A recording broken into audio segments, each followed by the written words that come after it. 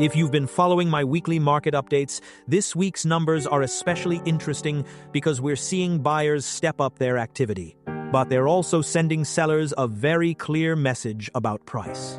We've been watching the greater Orlando market normalize throughout the summer, and this week gives us one of the clearest pictures yet of what today's market actually looks like. Let's get into the numbers. Over the past 7 days, 140 new listings came on the market. But here's what caught my attention. 158 homes went pending. That's up from 138 last week, a jump of about 14.5%. And for the first time in several weeks, we're seeing a meaningful rebound in buyer activity. Even more importantly, more homes went under contract than came onto the market. That's a very encouraging sign. It tells us something I've been saying throughout these updates. Buyers haven't disappeared. They're out there, they're looking, and they're willing to make offers when they find the right home at the right price. We also had 143 homes close this week, up slightly from 137 last week. So, not only are buyers writing contracts, transactions are continuing to make it to the closing table. But now, let's talk about the number that really tells the story this week. 292 price reductions.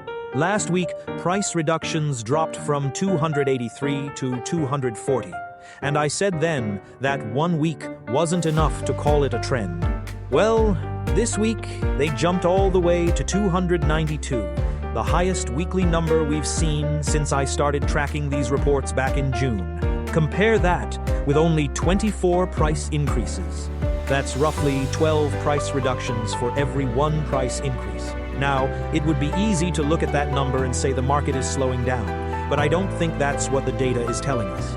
Remember, 158 homes went pending during the exact same 7-day period. So buyers are buying. They're just becoming increasingly unwilling to overpay. And I think that's one of the most important distinctions to understand about today's market. This isn't necessarily a demand problem, it's a pricing problem. Another encouraging number this week is homes coming back on the market. Last week, we had 47.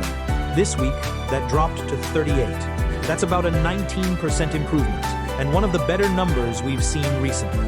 So we're seeing stronger pending activity, slightly more closings, and fewer homes falling out of contract. Those are all positive signs. So what does this mean if you're selling? There's good news. There are buyers in this market. Having 158 homes go pending against only 140 new listings proves that. But those buyers have choices, and they're paying very close attention to value. If you're thinking about selling, pricing correctly from day one is more important than ever. The first few weeks your home is on the market are incredibly valuable. Starting too high and reducing later can mean missing some of the most motivated buyers who saw your home when it first hit the market. Preparation, presentation, professional marketing, and accurate pricing all matter. And what does this mean if you're buying? You continue to have opportunities. We're seeing price reductions. We're seeing sellers negotiate. And buyers generally have more leverage than they did a few years ago. But don't mistake negotiating power for a lack of competition.